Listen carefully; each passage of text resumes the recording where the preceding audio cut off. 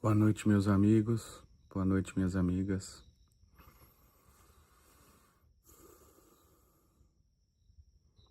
Estamos aqui em mais um dia solene da Semana Santa.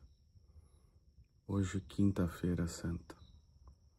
Eu novamente estou gravando à noite, porque os principais eventos da quinta-feira santa ocorreram à noite. Durante o dia, continuou a agitação no templo, o comércio, o câmbio. Todas as pessoas que foram ali a Jerusalém, comprando animais puros, animais que foram criados de forma pura para serem ofertados em sacrifício. Dessa vez, meus amigos, o cenário em que tudo vai acontecer não é mais o templo de Salomão, construído no Monte da Lua. Agora o cenário é o Monte Sião. O Monte Sião é o Monte do Sol em Jerusalém. Desde tempos muito antigos, se sabia que aquele local é um local de onde emanam as energias solares.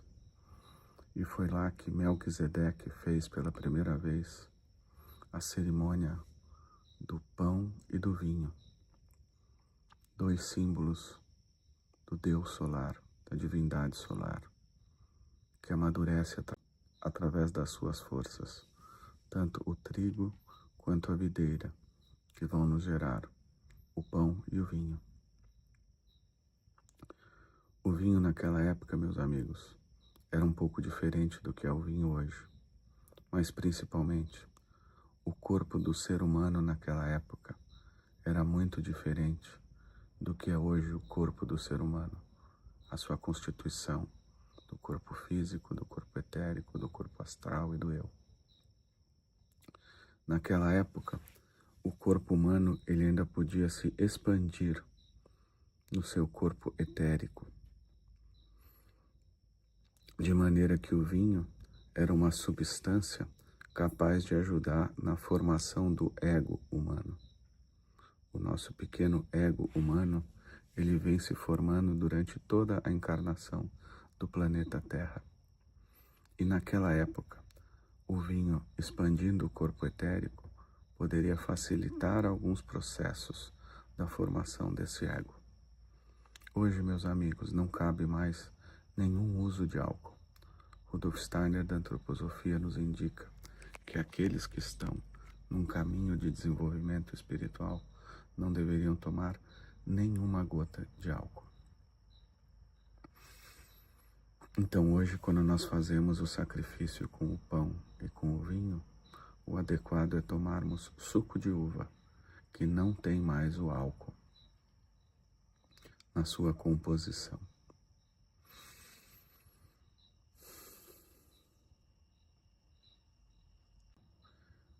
O Monte Solar, meus amigos, o Monte Sião, é o local onde, em Jerusalém, na cidade antiga, está enterrado o rei Davi e outros reis. E logo ao lado desse local existe uma sala chamada Cenáculo, porque foi o local onde ocorreu a Santa Ceia. Esse cenáculo é um local sagrado que foi mantido durante séculos por grupos de iniciados que se conectavam ao cristianismo desde há muito tempo, se conectavam a todas as profecias sobre a vinda do Cristo, o Filho de Deus, sobre a sua encarnação, seu processo de martírio, morte e ressurreição. Nesta época, era a comunidade dos essênios que zelava pelas instalações do cenáculo. Funcionava ali no cenáculo um convento da comunidade dos essênios.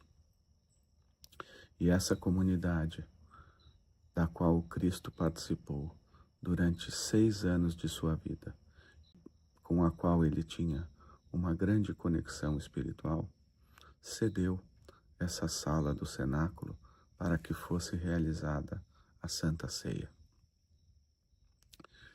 Meus amigos, eu estive em Israel 3 vezes. A primeira delas foi no final do ano de 2009 e início do ano de 2010. Eu passei ali o Réveillon de 2009 para 2010. E eu estive no cenáculo no período entre o Natal e o Ano Novo. E foi uma experiência maravilhosa. Eu senti toda a força e toda a energia que ainda reside neste local. Num primeiro momento, eu me encantei com a estátua de Davi do lado de fora, tocando harpa. Não sabia que ele tocava harpa, descobri ali. É uma estátua linda, portentosa, grande. E depois eu entrei numa pequena salinha onde fica a tumba de Davi. E meus amigos, quando eu estive em frente à tumba de Davi, eu tive um processo de catarse, onde eu me senti diante do meu próprio pai. Eu senti todo o poder dessa linhagem davídica que gerou o Cristo, nosso irmão mais velho. Me conectei completamente com a antiga tradição judaica de Davi e dos reis, como se eu mesmo, como um filho dessa tradição, como um filho dessa linhagem, fizesse parte dela. Foi algo realmente inexplicável naquele momento para mim, mas muito, muito forte. Eu escrevi um livro de mais ou menos 100 páginas, que eu acabei não publicando, mas onde eu trago todos os eventos dessa viagem. E eu dou muito destaque para esse dia e para esse momento. Em seguida, meus amigos, eu entrei na sala do cenáculo, que fica logo ao lado. E primeiro eu fiquei só observando, assim, em silêncio, sabendo que eu estava num local sagrado, e já impactado pela experiência imediatamente anterior, diante da tumba de Davi. E eu entrei num estado de absoluto silêncio ali dentro. Enquanto a guia falava, enquanto outros grupos entravam, num determinado momento eu me sentei numa escadinha que tem ali. E de repente me veio uma emoção que me fez chorar copiosamente. E ali de repente se abriu a minha visão, tudo o que aconteceu naquele local. Eu pude sentir e ver em imagens espirituais que vinham à minha mente o momento da Santa Ceia e também o momento em que as línguas de fogo desceram sobre as cabeças dos apóstolos, algumas semanas depois, no Pentecostes. Tudo aquilo se tornou absolutamente vivo para mim, porque na minha alma essas experiências se tornaram completamente vivas. Foi um evento chave para que eu pudesse compreender com maior verdade a minha ligação com o cristianismo e todo o trabalho que eu agora estou desenvolvendo tem relação com essas descobertas dessa minha relação com o cristianismo. Realizar esse trabalho de trazer os impulsos do cristianismo, unindo Oriente e Ocidente, unindo as antigas tradições com o conhecimento atual e com o conhecimento futuro, que ainda há de vir. As tradições dos diferentes mestres, a tradição do mestre Rosa Cruz, a tradição da devoção, a tradição da antroposofia, que é a tradição do conhecimento da ciência espiritual, e a tradição do mestre Mani, que é algo muito pouco conhecido ainda da humanidade, mas essa é a linha a qual eu mais me conecto, porque é a linha que eu represento como um impulso do futuro. Mestre Mani é aquele que um dia,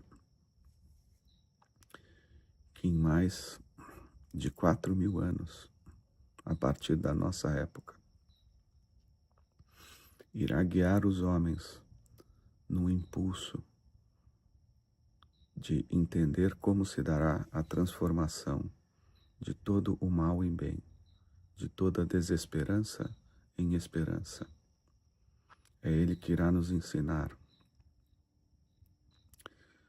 como vivermos verdadeiramente em todo o nosso ser, em todos os nossos corpos, em todas as nossas dimensões, em todos os níveis da nossa consciência, no eu, na alma, no corpo etérico e no corpo físico. O ensinamento do Cristo de amai aos vossos inimigos. Um dia, meus amigos, nós seremos capazes de amar aos nossos inimigos por reconhecer que quando algo se eleva espiritualmente, algo decai. E que só é possível que o maior bem se manifeste quando o maior mal se manifesta. A nossa escolha pelo bem, ela só se dá na medida do enfrentamento com o mal que se manifesta nas nossas vidas. E quanto maior o mal que se manifesta, maior a oportunidade que nós temos de nos conectarmos ao bem. Esse mais elevado impulso do Cristo já estava contido nos impulsos dados aqui, na Quinta-feira Santa, em Jerusalém.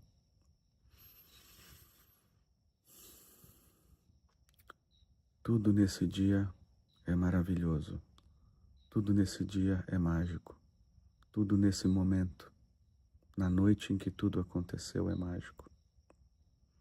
Os discípulos e o Cristo estavam ali, reunidos no Monte Sião, cumprindo a lei.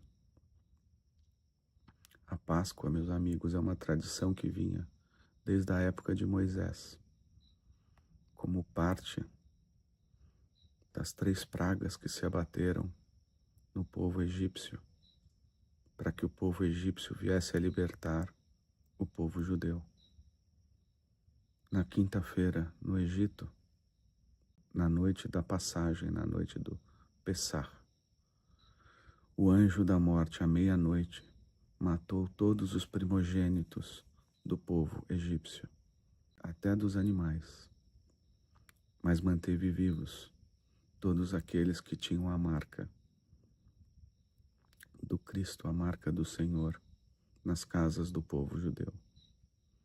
E logo depois disso, os judeus são libertados do cativeiro no Egito. Cristo comemorava essa data, seguindo rigorosamente a lei do Antigo Testamento.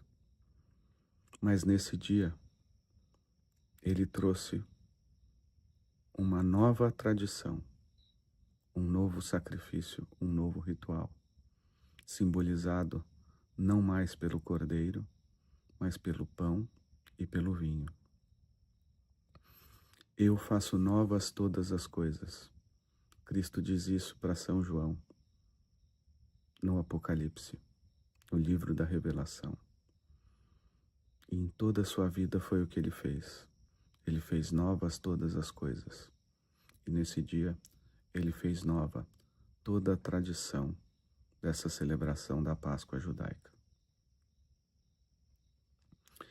E hoje, meus amigos, assim como eu fiz em alguns momentos esses dias, eu vou ler o maravilhoso texto do Emil Bock, no seu livro Os 3 Anos, onde ele fala da Quinta-feira Santa.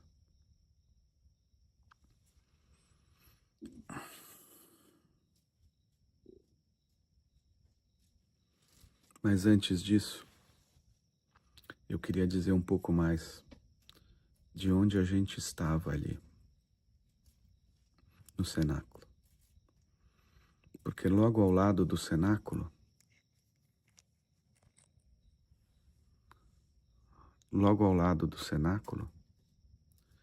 existia uma casa na qual se reuniram Caifás, todos os líderes dos saduceus.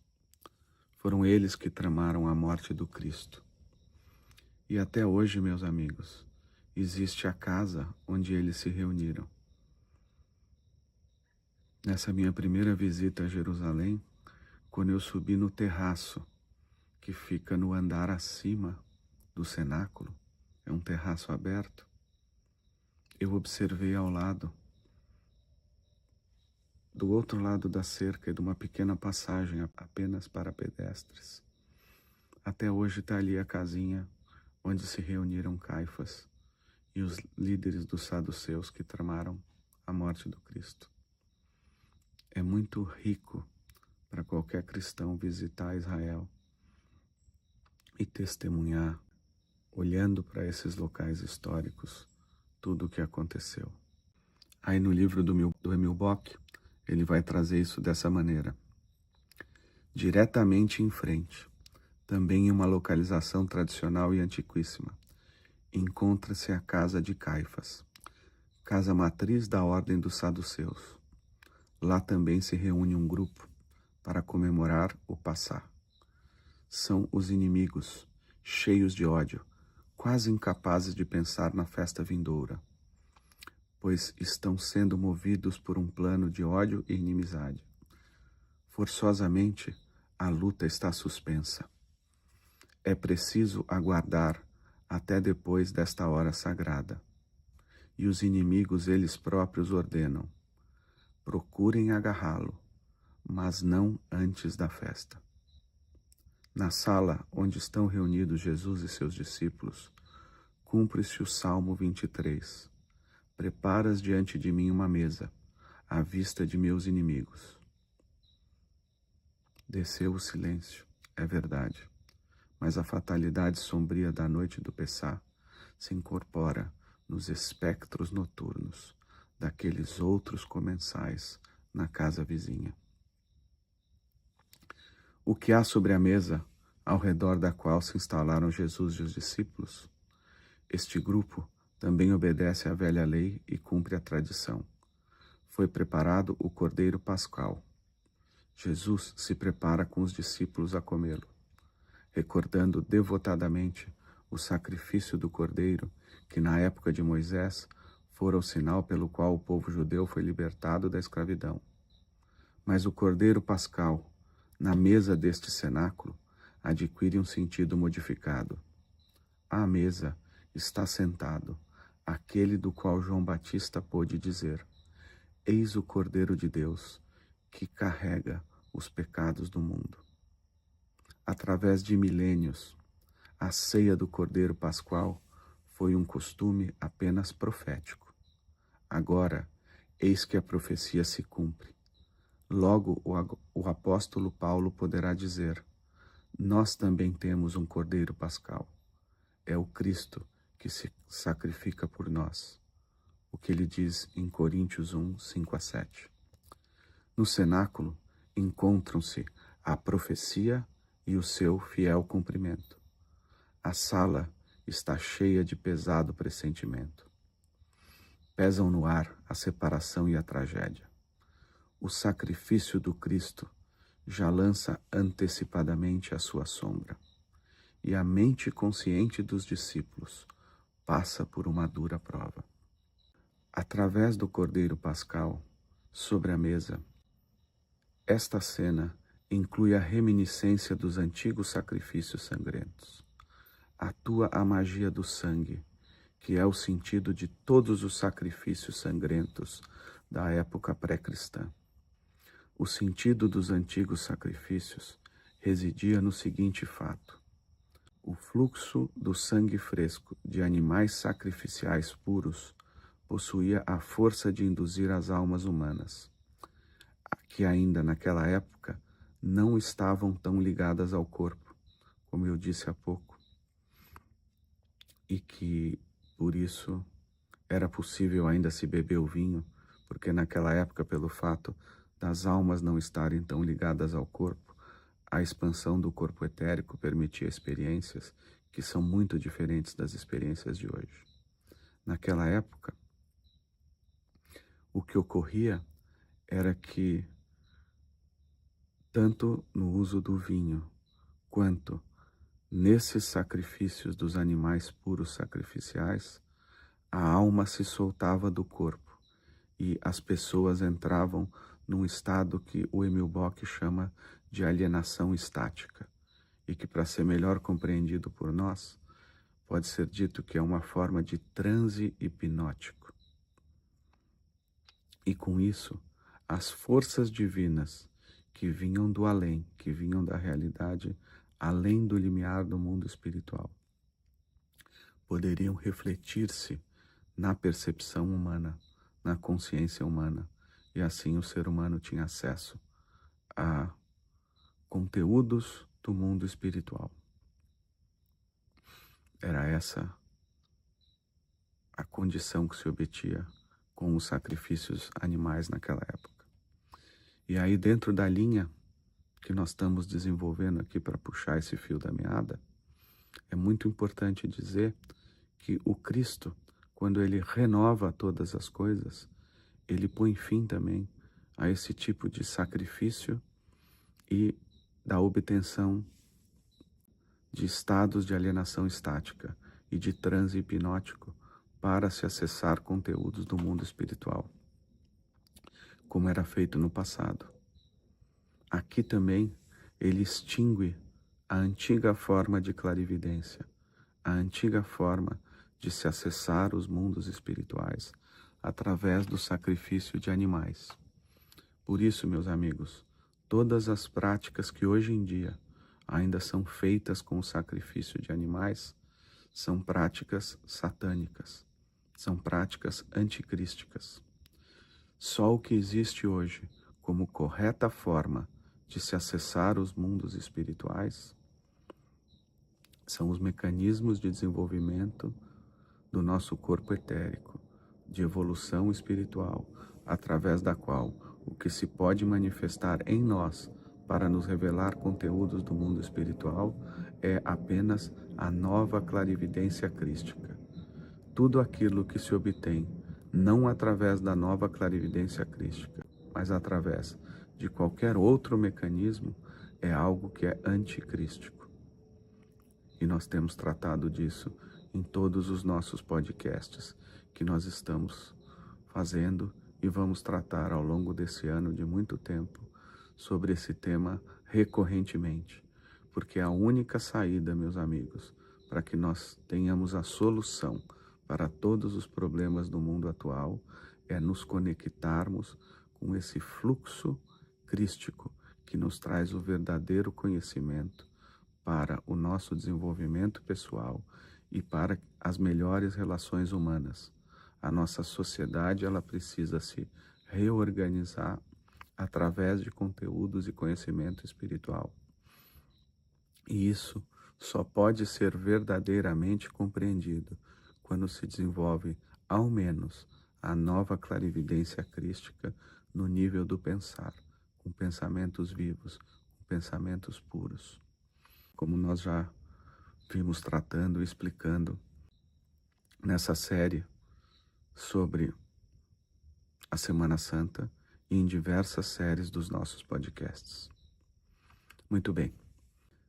Trazido esse ponto, que é o ponto-chave do fio do novelo que nós estamos desenrolando, eu vou agora, para encerrar esse podcast sobre a Quinta-feira Santa, eu vou ler aqui para vocês um trecho que vai da metade até o final do que o Emil Bock escreve sobre a Quinta-feira Santa.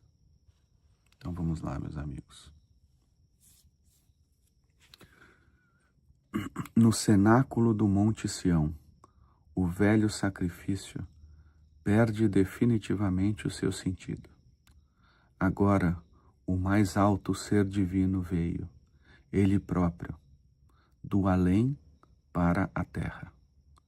O cordeiro perde seu significado próprio e passa a ser apenas a imagem, o reflexo do verdadeiro mistério do Cristo que está ali presente. O antigo sacrifício sangrento torna-se definitivamente supérfluo. A força que antigamente se tentava, cada vez com menor sucesso, atrair do além, do mundo espiritual, pelo sacrifício do sangue, está presente agora para se ligar inseparavelmente com o mundo terreno através do Cristo. O Cordeiro Pascal não pode mais ser um meio mágico, pois na própria existência terrena forma-se um núcleo de germinação e brotação de forças celestes através do Cristo. O Cordeiro se transforma em puro símbolo do amor divino que se sacrifica. O Cristo é o Cordeiro, na forma de amor divino que se sacrifica. Na mesa da Santa Ceia, não vemos, entretanto, apenas o Cordeiro Pascal. Há também, incidentalmente, pão e vinho. E após cumprirem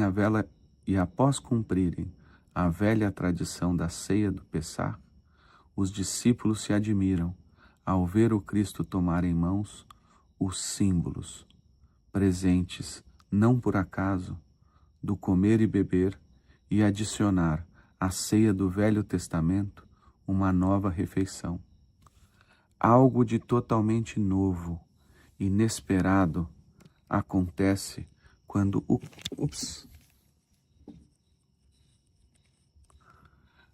Algo de totalmente novo, inesperado, acontece quando o Cristo oferece aos discípulos o pão e o vinho, dizendo: tomai, pois este é o meu corpo. Tomai, pois este é o meu sangue. Em realidade, estes símbolos não estão na mesa por acaso. Da penumbra de mistérios ocultos surge à luz aquilo que sempre já existira na humanidade. No exterior dos velhos templos havia sacrifícios sangrentos oferecidos na presença do povo. Do mesmo modo, ao abrigo esotérico de certos santuários que cultivavam os mistérios solares de forma mais oculta, sempre houve pão e vinho como os verdadeiros símbolos do Deus do Sol. No mesmo local onde o grupo dos discípulos está agora reunido para a ceia, 2000 anos antes, nas grutas rochosas onde estavam agora sepultados os reis e Davi, existira o santuário de Melquisedeque, o supremo iniciado solar. Melquisedeque levara pão e vinho para oferecê-los no vale do Quidrom a Abraão, que regressava vitorioso. Mas pão e vinho jamais puderam representar, mesmo nos templos dos antigos mistérios pré-históricos, a função que adquirem neste momento, diante do Cristo. Sempre foram apenas símbolos do Deus do Sol, que os veneradores tinham que procurar em outras esferas. Agora, no entanto, são mais do que símbolos. No Cristo está presente, em corpo e alma, o próprio Alto Espírito Solar, e ele pode dizer, ao oferecer o pão: este é o meu corpo, e ao oferecer o cálice: este é o meu sangue. Sua alma, ao oferecer-se, penetra no pão e no vinho. Um momento solene, meus amigos. Pão e vinho se iluminam na semi-escuridão. São envolvidos em um brilho dourado, em uma luminosa aura solar, ao se transformarem no corpo e no sangue do próprio Espírito do Sol. Eu quero fazer um adendo aqui dizendo que na comunidade dos cristãos que eu frequento, esse sacramento é chamado de transubstancialização da matéria, de transespiritualização da matéria. O Cristo faz algo verdadeiramente mágico ali. Ele se une através do pão e do vinho a toda a matéria terrena, a toda a existência terrena. E é por isso que ele vai estar conosco até a consumação dos tempos. Voltando ao texto. Pão e vinho se iluminam na semi-escuridão. São envolvidos em um brilho dourado, em uma luminosa aura solar, ao se transformarem no corpo e no sangue do próprio Espírito do Sol. Todos os mistérios solares da pré-história foram apenas profecias. Neste momento, estas profecias estão sendo cumpridas. Na passagem dos sacrifícios sangrentos da pré-história para um novo sacrifício sem sangue do pão e do vinho, ocorre para toda a humanidade a decisiva interiorização da ideia sobre o sacrifício. Todos os sacrifícios antigos eram materiais. Agora está fundado o sacrifício da alma. Inicia-se na prática do sacrifício um fluxo de verdadeira interiorização. São despedidos os sacrifícios lunares da pré-história e substituídos pelo sacrifício solar. O cristianismo, verdadeira religião solar,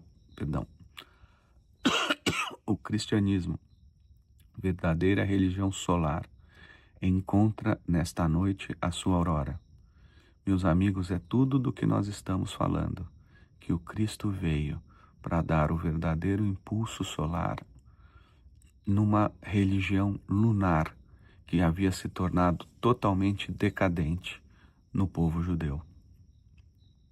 Esse impulso solar é o que transforma tudo.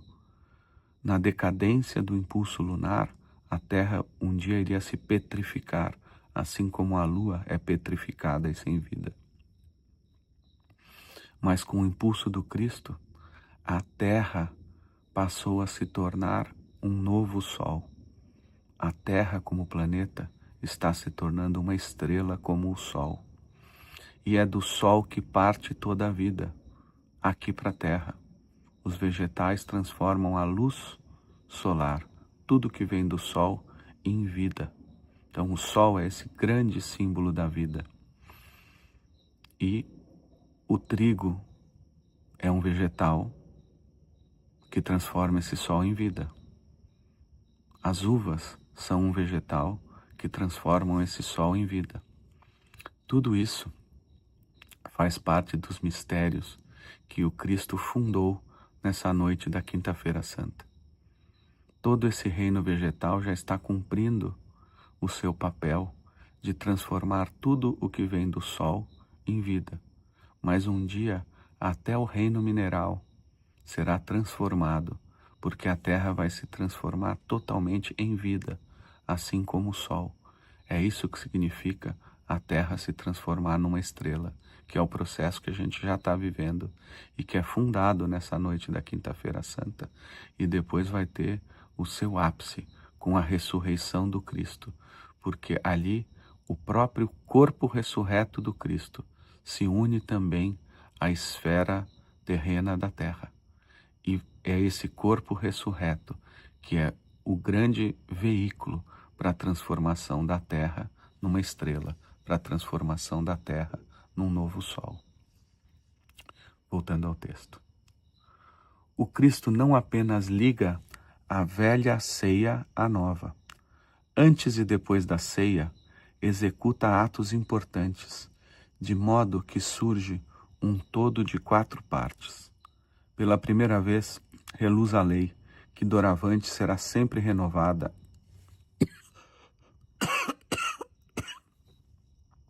e revelada nas 4 partes do sacramento cristão central.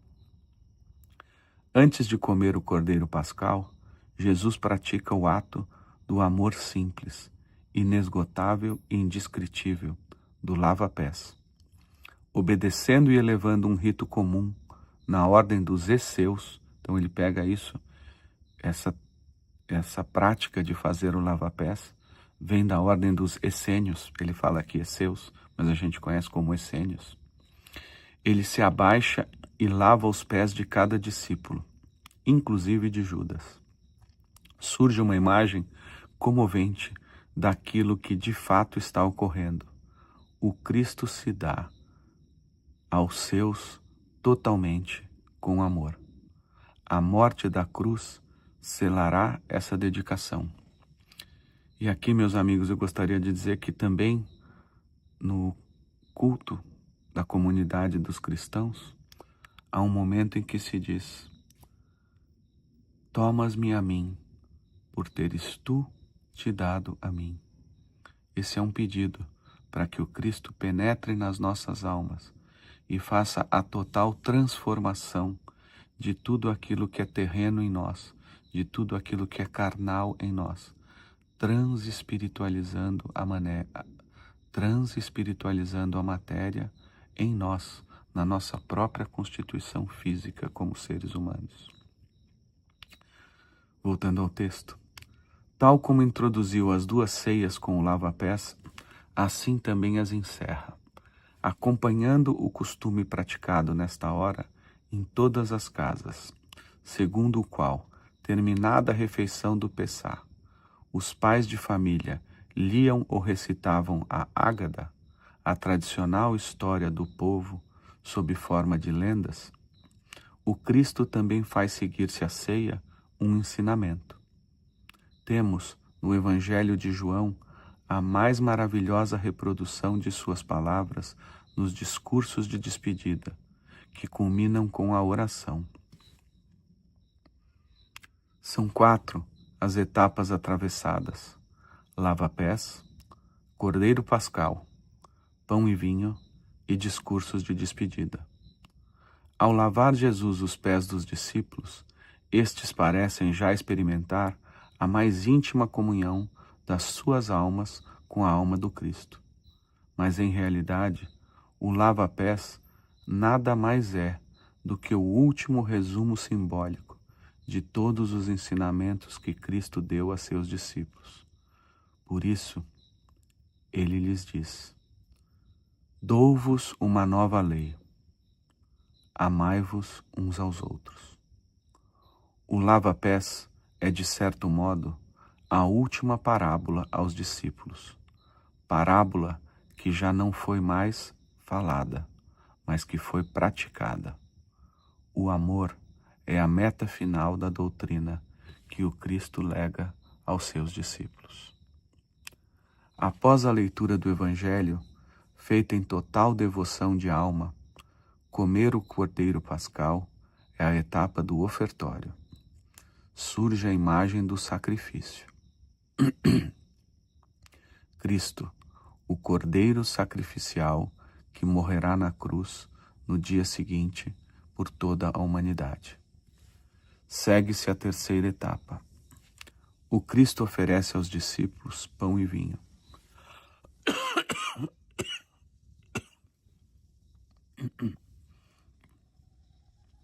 Pela primeira vez, realiza-se então o mistério da transubstanciação da matéria, terceira parte do sacramento, após a leitura do Evangelho e o ofertório.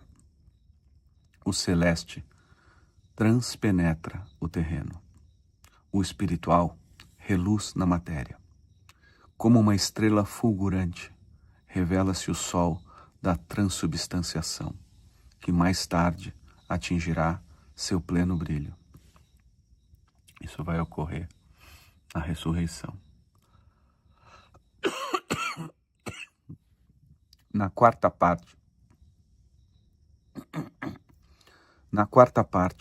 nos discursos de despedida, parece que o Cristo,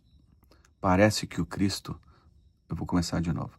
Na quarta parte, nos discursos de despedida, parece que o Cristo dá aos discípulos apenas ensinamentos e instruções para seus caminhos. Em realidade, no entanto, ele se transmite a si mesmo da mais íntima maneira possível. Estas palavras, que captam o eco espiritual da Santa Ceia, são: mais ainda do que pão e vinho, corpo e sangue do Cristo. Nelas, a alma do Cristo se oferece à mais íntima comunhão e reunião com as almas dos discípulos. Mas os discípulos só ouvem essas palavras como em sonho. Eles não estão ainda num estado totalmente consciente. Nenhum dos discípulos, aqui já sou eu falando, nenhum dos discípulos consegue perceber a Santa Ceia pelo que ela realmente foi. E é por isso que há diferentes relatos sobre os momentos em que tudo ocorreu na Santa Ceia e sobre os discursos de despedida. Cada um dos evangelistas narra isso com uma pequena diferença. É porque apenas um deles, João, pôde testemunhar tudo em plena consciência de vigília. Para os outros, o testemunho foi dado como que num estado onírico, num estado de sonho. Tamanha a presença do mundo espiritual se misturando com a realidade espiritual naquele momento. O Cristo realmente traz o céu para a terra, naquele momento, para si, para os seus discípulos e para toda a humanidade. Vou continuar aqui no texto. Só há um deles, João, próximo ao coração de Jesus, capaz de ouvir o que fala o coração do Cristo. E por isso mesmo, capaz de preservar para a humanidade, em seu Evangelho, uma réplica desse momento. O grande sacramento de 4 partes desta hora está repleto do amor cósmico que se difunde, que jorra plenamente do coração do Cristo. A plenitude da palavra do Cristo forma o final nos discursos de despedida, e este fato abre uma luminosa porta para o futuro da humanidade. O Cristo, do qual parte o fluxo de amor cósmico, fala, ao mesmo tempo, como o alto espírito da sabedoria. É como se Júpiter, Deus da sabedoria, reaparecesse entre os homens sob uma nova forma. E aqui o Emil Bock vai fazer... Perdão. E aqui o Emil Bock vai fazer o link que a gente tem feito, de que a cada dia da Semana Santa, o Cristo transforma a energia de algum dos planetas. Assim como ele se uniu à Terra naquele momento, ele também se uniu a cada um dos planetas do nosso sistema solar e transformou a forma como esses planetas atuam sobre a Terra. E nesse dia, na Quinta-feira Santa, o que ele transforma é a própria natureza do planeta Júpiter. Júpiter do passado, como Deus da sabedoria, se torna agora Júpiter do futuro, com uma nova sabedoria que é trazida pelo Cristo. O Deus do Sol se une ao Deus de Júpiter, e com isso Júpiter é completamente transformado. Voltando aqui ao texto. O santo grupo de comensais é dissolvido de modo dramático. O costume do Pessah e a rigorosa lei proibiam que se saísse à rua nesta noite. Quem o fizesse encontraria o anjo exterminador. As ruas ficavam vazias. Não obstante, em determinado momento, vemos alguém sair. Nada o reteve, após ter recebido sua parte da refeição da mão de Jesus. O Evangelho de João adiciona: era noite. Em seu interior também reinava a noite. Satanás penetrou nele nesse instante.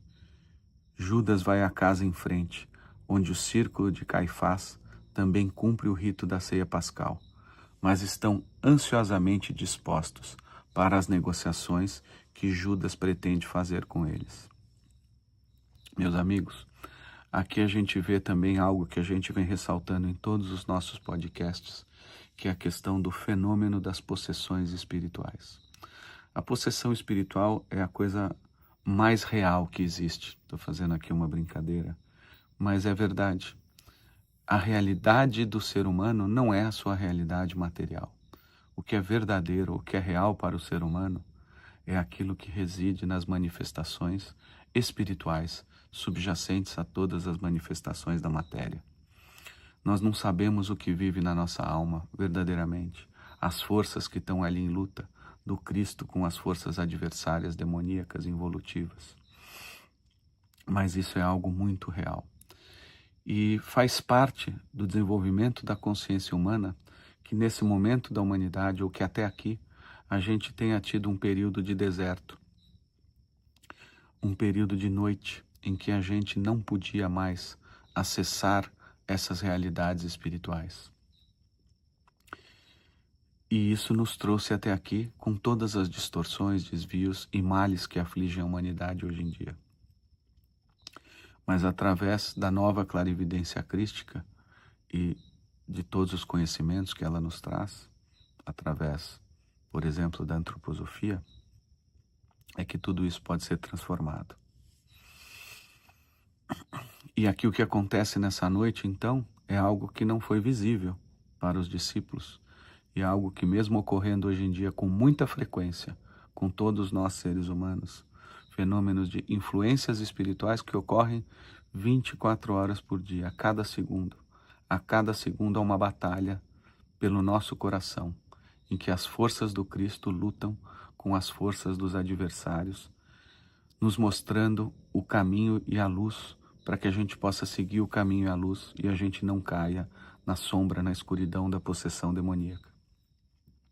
O que ocorreu aqui com Judas foi esse fenômeno de total alienação da sua personalidade. O seu eu, ele vai embora da alma. O seu eu é afastado da alma.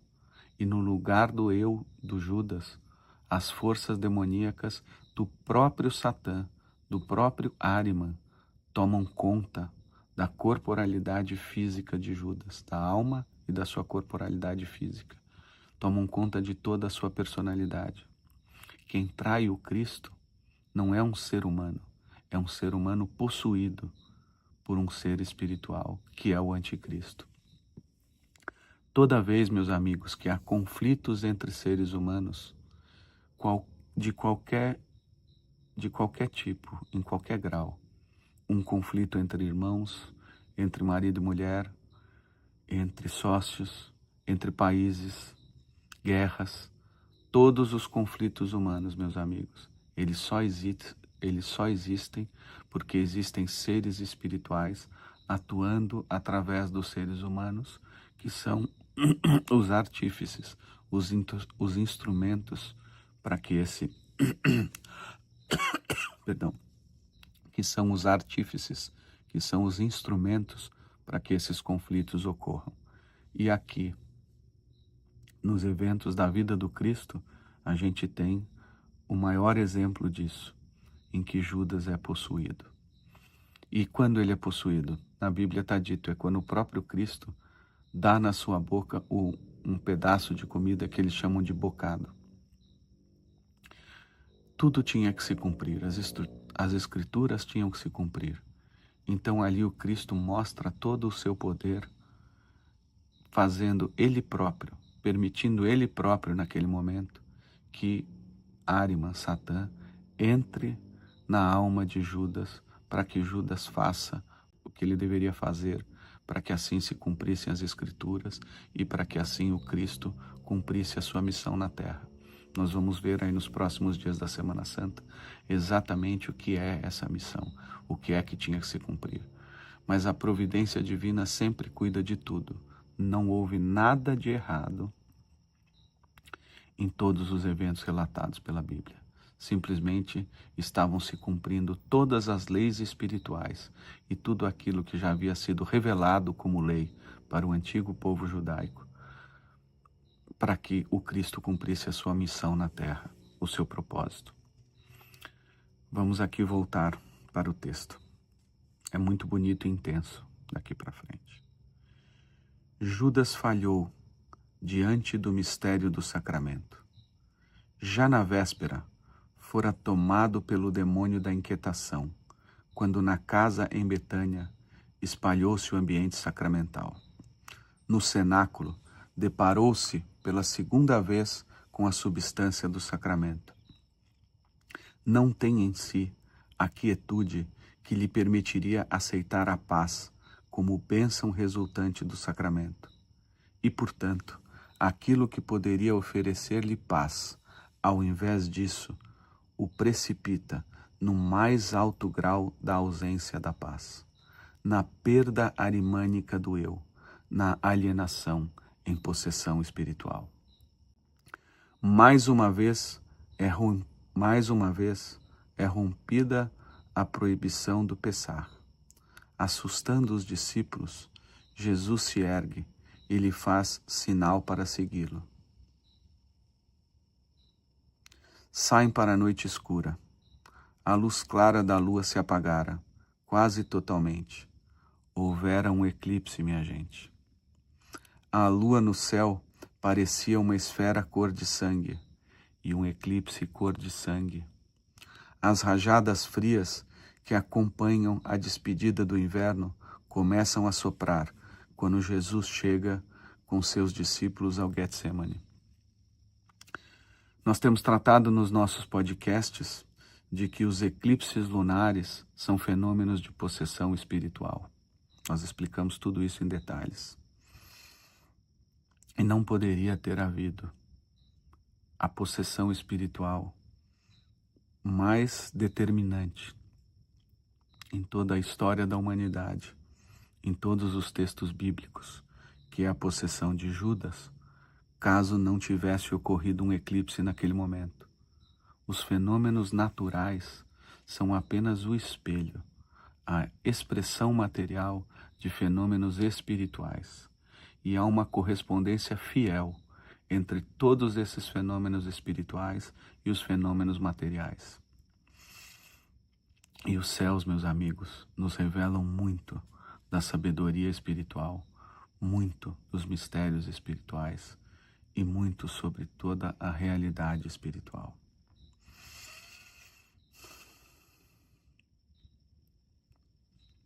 Vamos continuar aqui. A dupla saída é a imagem de processos interiores. A saída de Judas revela que seu gênio bom, seu verdadeiro eu, saiu dele, saiu da sua corporalidade física, o abandonou. Judas realmente encontra lá fora o anjo da morte. Espíritos arimânicos o transformam em seu instrumento. A outra saída é a saída do Cristo, que é a imagem do livre derramamento da alma, que desde a origem, foi portadora no cosmo da ideia de sacrifício, ofertório. Quando Judas sai, a Escritura diz, era noite. É noite também na alma de Judas, mas quando o Cristo sai, podemos dizer, era dia. Um fulgor dourado se mistura à noite tenebrosa. Um mistério solar envolve o Cristo quando ele desce com os discípulos pelo mesmo caminho pelo qual Melquisedeque, 2000 anos antes, levara pão e vinho para Abraão. Um sol brilha em plena noite. Por isso, pode acontecer mais tarde que o Cristo subjugue o anjo exterminador em Getsemane. A luz solar que os homens viram brilhar no ser do Cristo, no domingo de Ramos, já penetrou em camadas muito mais profundas naquele momento. Ninguém o percebe. Não obstante, o mundo recebe uma nova luz nesta noite santa, que mais é uma véspera da Páscoa do que véspera da sexta-feira da paixão. No dia da ascensão, outra quinta-feira, 6 semanas mais tarde, o germe da luz, cujo crescimento começa no cenáculo, já terá adquirido a sua onipresença terrena e também a sua plena força cósmica. Meus amigos, é isso. Uma boa reflexão para vocês. Fiquem com Deus. Obrigado.